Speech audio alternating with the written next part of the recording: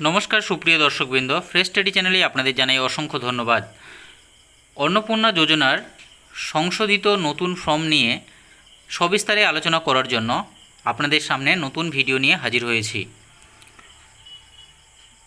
যেই অংশটিতে সংশোধন করা হয়েছে সেই অংশটি নিয়ে আলোচনা করার পূর্বে ফর্মটি সম্পর্কে বিস্তারে আবার প্রথম থেকেই আলোচনা করছি।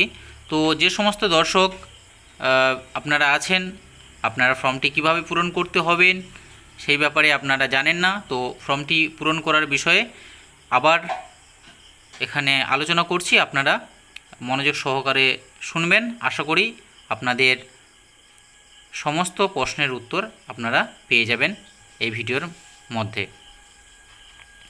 দেখুন, এখানে পরিষ্কারভাবে লেখা আছে প্রতিটি বিভাগে টিক চেক বক্সের বিকল্প এবং নির্দেশাবলী রয়েছে। প্রতিটি চেকবক্স ও ক্ষেত্র পরিষ্কারভাবে চিহ্নিত করা হয়েছে। আবেদনকারী এবং যাচাইকারী কর্মকর্তাদের জন্য প্রয়োজনীয় নির্দেশাবলীও এখানে দেওয়া রয়েছে। প্রতিটি বিভাগে আপনাদের এই ফর্ম পূরণ করা কিন্তু বাধ্যতামূলক। এই ফর্মটি শুরু হয়েছে ক বিভাগ থেকে।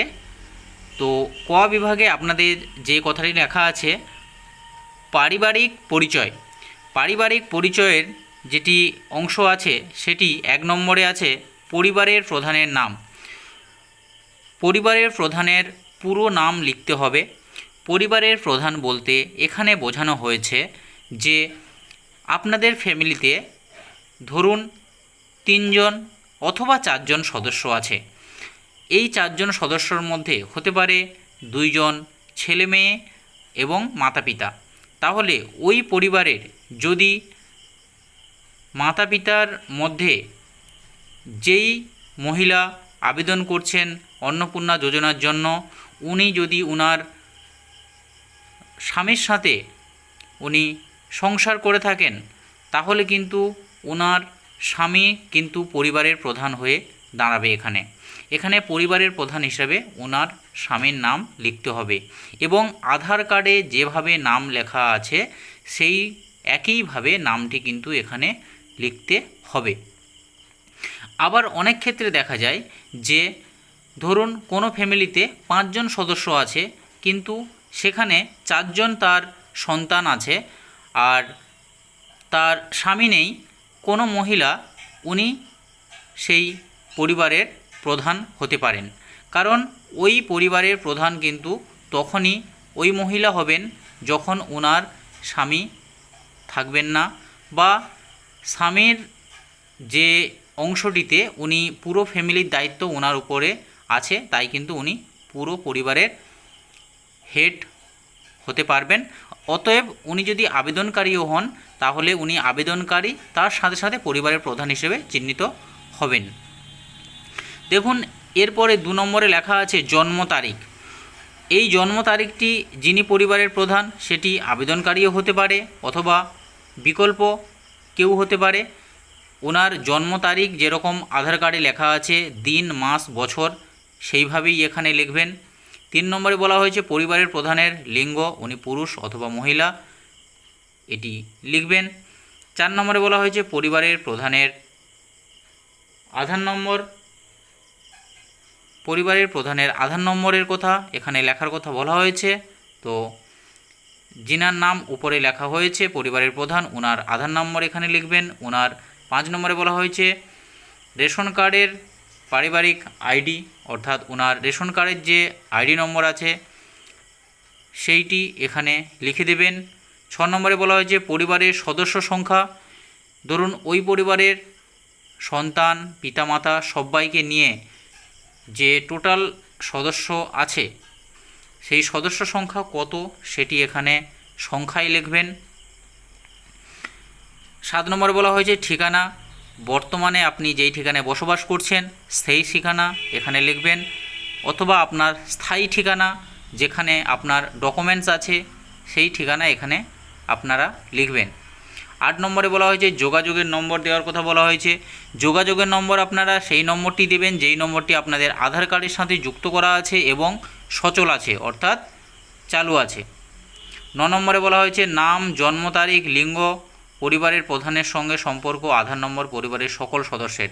এখানে পরিবারের প্রধান ছাড়া পরিবারের আর যে অন্যান্য সদস্যরা আছেন তাদের তথ্য এখানে লেখার কথা বলা হচ্ছে, যেরকম তাদের নাম, তাদের জন্ম তারিখ, তাদের লিঙ্গ, পরিবারের প্রধানের সাথে তাদের সম্পর্ক কী এবং তাদের আধার নাম্বার। সাইটে দেখছেন অন্নপূর্ণা যোজনার জন্য যদি আবেদন করে থাকেন তাহলে হ্যাঁ লিখবেন। এখানে হয়তো হতে পারে পরিবারের সদস্য সংখ্যার ভিতরে অন্যরাও কেউ আপনার অন্নপূর্ণা যোজনার জন্য আবেদন করছেন, তো সেক্ষেত্রেও সেই ব্যক্তি যে ব্যক্তি আবেদন করছেন সেই ব্যক্তির নামের সাইটে দেখুন, যদি অন্নপূর্ণা যোজনার সাথে তিনি আবেদন করে থাকেন সেক্ষেত্রে টিক চিহ্ন দিতে হবে। এই অংশটাতে কিন্তু পরিষ্কারভাবে এখানে বলা হয়েছে। এই ফর্মটিতে টোটাল 13খানা পেজ আছে। সেই 13খানা পেজের মধ্যে আপনাদের সমস্ত পেজগুলোর বিষয়ে বিস্তারিতভাবে আলোচনা করছি। দেখুন, এবারে 10 নম্বর পয়েন্টে বলা হয়েছে পরিবারের প্রধান এবং পরিবারের সকল প্রাপ্তবয়স্ক সদস্যর ব্যাংক অ্যাকাউন্ট। এখানে বলা হয়েছে যে পরিবারের প্রধান যিনি আছেন তিনি আবেদনকারীও হতে পারেন অথবা পরিবারের প্রধান হতে পারেন, ওনার ব্যাংক অ্যাকাউন্টের নাম্বার, আইএফসি কোড এবং সেই ব্যাংক অ্যাকাউন্টটি যাতে আধার কার্ডের সাথে যুক্ত করা থাকে এবং ডিবিটি সাথে যাতে যুক্ত হয়ে থাকে বা ডিবিটি লিঙ্ক করা থাকে সে বিষয়ে কিন্তু অবগত অবশ্যই থাকতে হবে। 11 নম্বরে বলা হয়েছে এপিক নম্বর। পরিবারের প্রধানের এপিক নম্বর এখানে অবশ্যই মেনশন করতে হবে। পরিবারের প্রধান কোন বিধানসভার বা কোন ক্ষেত্রের বিধানসভার ক্ষেত্র ও অংশ নম্বর দিতে হবে, বিধানসভার কোন ক্ষেত্র উনি ভোটদান করেন এবং ওনার অংশ নম্বর কত সেটি এখানে মেনশন করতে হবে। এছাড়াও পরিবারের প্রাপ্তবয়স্করা যিনি আছেন বা যিনারা আছেন ওনাদের সমস্ত এপিক নম্বর এবং বিধানসভার ক্ষেত্র এবং অংশ নম্বর এখানে অবশ্যই লিখতে হবে। দেখুন 1, 2, 3, 4 করে অবশ্যই পয়েন্ট টু পয়েন্ট করে এখানে বলা হয়েছে। এবারে বিভাগ বলতে বোঝানো হয়েছে আপনারা SC, ST, OBC, general, EWS কোন শ্রেণীর আওতায় আপনারা পড়েন সেখানে আপনারা এখানে টিকমার্ক দিয়ে সেটি আপনারা জানাবেন। ক্ষয় বলা হয়েছে রেশন কার্ড ও খাদ্য ভর্তুকি। খর 1 নম্বর পয়েন্টে বলা হয়েছে আপনার কি ডিজিটাল রেশন কার্ড আছে, যদি আপনার থাকে তাহলে আপনি হ্যাঁ লিখবেন, না হলে না লিখবেন। যদি 2 নম্বরে বলা হয়েছে যদি হ্যাঁ হয় তবে কার্ডের ধরন উল্লেখ করুন, কোন ধরনের কার্ড আছে আপনাদের রেশন কার্ডে দেখবেন এটি লেখা আছে, রেশন কার্ড দেখে আপনারা এটি পূরণ করবেন। 3 নম্বরে বলা হয়েছে পরিবারটি রেশন দোকান থেকে মাসিক রেশন তুলছে কিনা। আপনারা যদি মাসিক রেশন আপনাদের রেশন দোকান থেকে তোলেন তাহলে আপনারা হ্যাঁ করবেন, না হলে না করবেন। গ বিভাগে বলা হয়েছে সম্পদ। গ বিভাগের 1 নম্বর পয়েন্টে বলা হয়েছে বাড়ির ধরন, আপনার বাড়িতে কি 3 বা তার বেশি পাকা ঘর রয়েছে। যদি আপনাদের হ্যাঁ হয়ে থাকে তাহলে হ্যাঁ করবেন, না হলে না করবেন। 2 নম্বরে বলা হয়েছে পারিবারিক জমির মালিকানা। পারিবারিক যদি জমি আপনাদের নামে থেকে থাকে তাহলে সেই জমির রেজিস্ট্রেশন নথি, মিউটেশন কপি এছাড়াও জমি রেকর্ডের কপি কিন্তু আপনাদের এখানে সংযুক্ত করতে হবে এই ফর্মের সাথে, এবং সেই জমির পরিমাণ কত সেটি কিন্তু 3 নম্বর পয়েন্টে আপনাদেরকে শতকে এখানে লিখতে হবে। 4 নম্বরে বলা হয়েছে যানবাহন, আপনি বা আপনার পরিবারের কোনো সদস্য কি অবাণিজ্যিক মোটর চালিত 4 চাকার গাড়ি আছে, অর্থাৎ প্রাইভেট গাড়ি যদি থেকে থাকে আপনাদের পরিবারে তাহলে আপনাদের এখানে সেই গাড়ির নম্বর যদি থেকে থাকে এবং সংখ্যা কত সেটি উল্লেখ করতে হবে। 5 নম্বরে বলা হয়েছে পরিবার ভিত্তিক সদস্যদের স্বাস্থ্য বীমা। যদি আপনাদের পরিবারের কোনো ব্যক্তির বা সদস্যদের যদি কোনো বীমা সংক্রান্ত তথ্য থাকে সেক্ষেত্রে এখানে অবশ্যই লিখবেন, সেই বীমার বিবরণ দেওয়ার জন্য এই ঘরটিতে বলা হয়েছে। ঘ বিভাগে বলা হয়েছে আয় এবং পেশা। 1 নম্বর ঘ বিভাগের 1 নম্বর পয়েন্টে বলা হয়েছে কোনো সদস্য কি আয়কর বা পেশাগত কর প্রদান করেন, যদি করেন তাহলে হ্যাঁ বলবেন, না হলে না বলবেন। 2 নম্বরে বলা হয়েছে পরিবারের সদস্যদের প্যান কার্ড যদি থাকে, পরিবারের সদস্যরা যিনি আছেন বা যিনারা আছেন তাদের প্যান কার্ডের নম্বর, নাম এখানে উল্লেখ করবেন।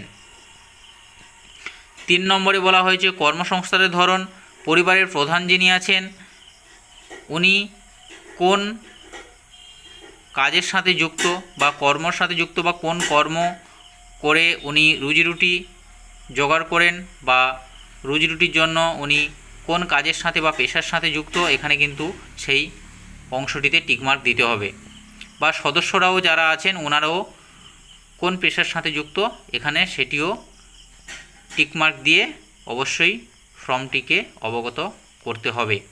4 নম্বরে বলা হয়েছে পরিবারের শিক্ষিত প্রাপ্তবয়স্ক সদস্যদের সংখ্যা এবং পরিবারের অশিক্ষিত প্রাপ্তবয়স্ক সদস্যদের সংখ্যা এখানে লিখতে হবে যে ওই পরিবারের মধ্যে কতজন শিক্ষিত প্রাপ্তবয়স্ক সদস্য আছেন এবং কতজন অশিক্ষিত প্রাপ্তবয়স্ক সদস্য আছেন, সেক্ষেত্রে এখানে সমস্ত বিষয়টিকে উল্লেখ করে বলতে হবে।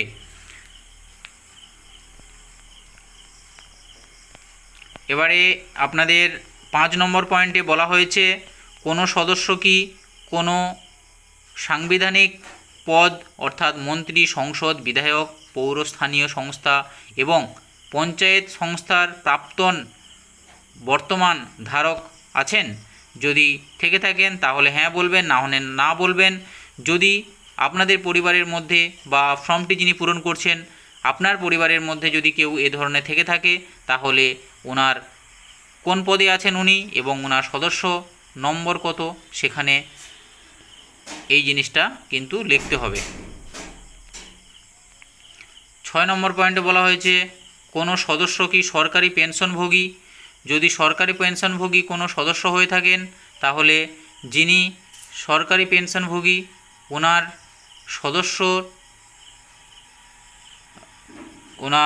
সদস্য নম্বর যিনি আছেন তার সদস্য নম্বর এখানে কিন্তু অবশ্যই লিখতে হবে এবং পেনশনের স্লিপ যুক্ত করতে হবে।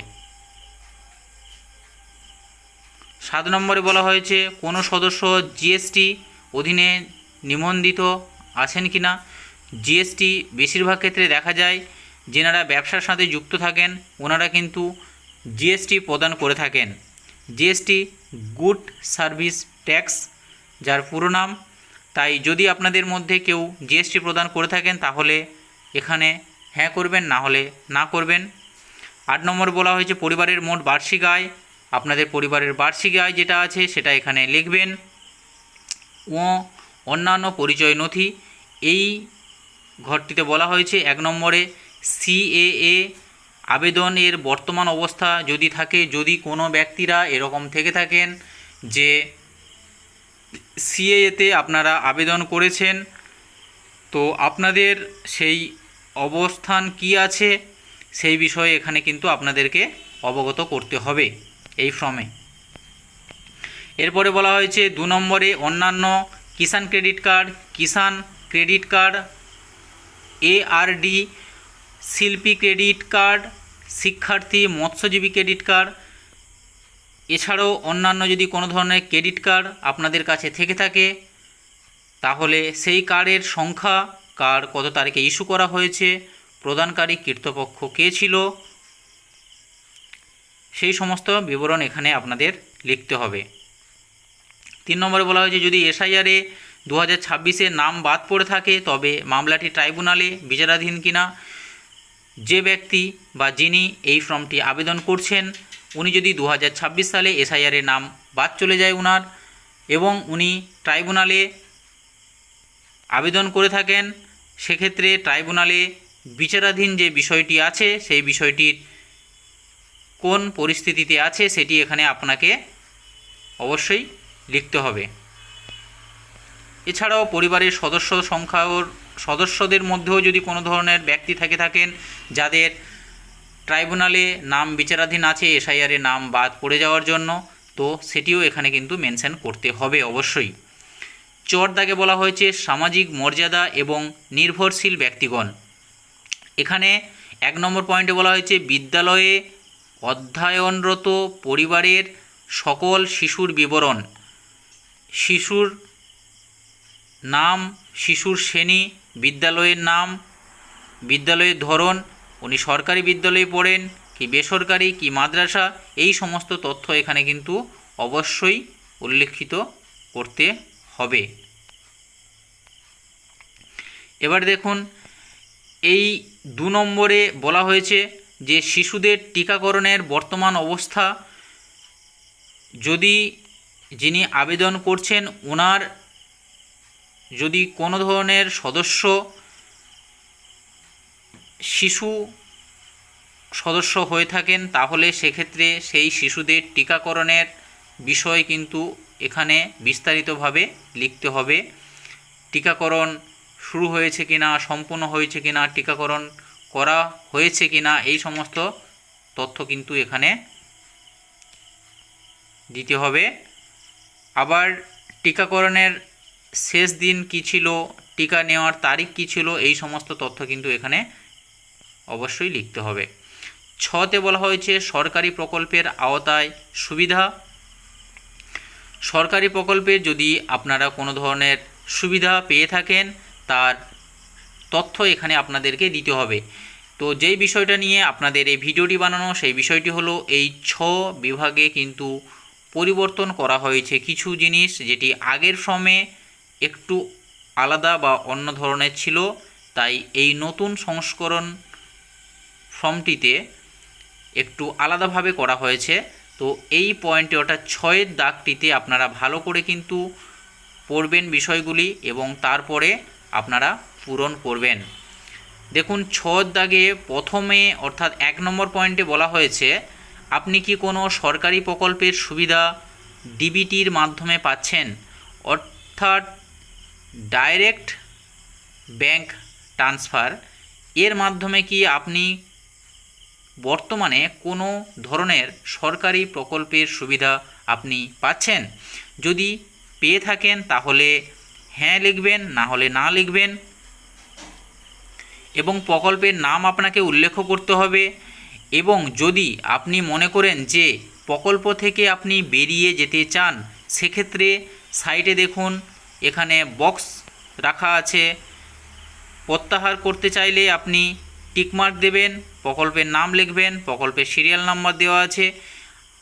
আবেদনকারী বা আবেদনকারীর পরিবারের হেড অথবা আবেদনকারীর সদস্যদের মধ্যেও যদি কেউ কোনো ধরনের সরকারি প্রকল্পের সাথে যুক্ত হয়ে থাকেন তাহলে সেই প্রকল্প সম্পর্কে বিস্তারিতভাবে এখানে আপনাকে অবশ্যই লিখতে হবে, যেই পয়েন্ট এখানে দেওয়া আছে। দেখুন এই 2 নম্বর পয়েন্টে বলা হয়েছে বাদ দেওয়া হলে কারণ অফিসার কর্তৃক পূরণীয়। এই যে ঘরটা আছে এই ঘরটি অফিসাররা পূরণ করবেন, এটি আপনাদের পূরণ করার কোনো দরকার নেই।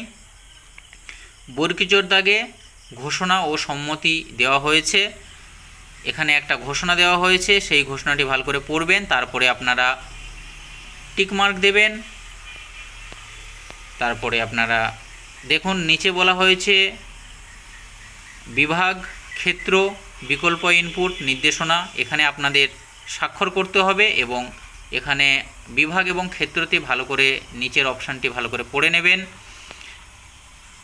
দ্রষ্টব্য দিয়ে একটা প্যারা মেনশন করা আছে, এটি ভালো করে পড়বেন। যেরকম বলা হয়েছে পরিবার বলতে এমন একদল ব্যক্তিকে বোঝায় যারা সাধারণত একই সঙ্গে বসবাস করেন এবং একই রান্নাঘর থেকে খাবার গ্রহণ করেন।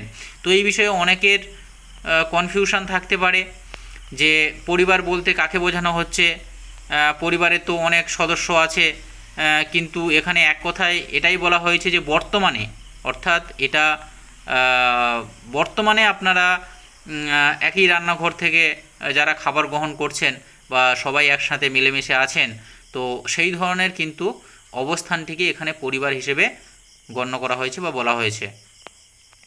তারপরে দেখা আছে দেখুন এন্ড অফ ফর্ম, তো শুধুমাত্র সরকারি ব্যবহারের জন্য এই এন্ড অফ ফর্ম এর নিচে যে সমস্ত অংশগুলো আছে এগুলোতে আপনাদের পূরণ করার কোনো দরকার নেই। সরকারি যারা অফিসাররা আছেন বা স্যারেরা আছেন, ম্যামেরা আছেন, ওনারা এই সমস্ত বিষয়বস্তুগুলো পূরণ করবেন। এই ছিল অন্নপূর্ণা যোজনার সংশোধিত নতুন ফর্মের সম্পূর্ণ বিবরণ। আশা করি ফর্মটি সম্পর্কে আপনারা অবগত হয়েছেন। যদি কোথাও কোনো ধরনের কনফিউশন হয়ে থাকে তাহলে আপনারা অবশ্যই কমেন্ট করে জানাবেন কমেন্ট বক্সে। আর আপনাদের কমেন্ট আমাকে অনুপ্রেরণা যোগায় নতুন ভিডিও বানানোর জন্য। তো ফর্মটি আপনারা ভালোভাবে পূরণ করুন। ফর্মটি পূরণ করার সময় কোনো ধরনের অসুবিধা হলে অবশ্যই ভালো করে আশেপাশের কারোর হেল্প নিয়ে অবশ্যই পূরণ করবেন। ফর্মটি ভুলভাল পূরণ করবেন না, সেক্ষেত্রে ফর্মটি বাতিল হয়ে যাওয়ারও সম্ভাবনা থাকতে পারে। তো আপনারা ভালো থাকবেন, সুস্থ থাকবেন। আজকের ভিডিও এই পর্যন্ত।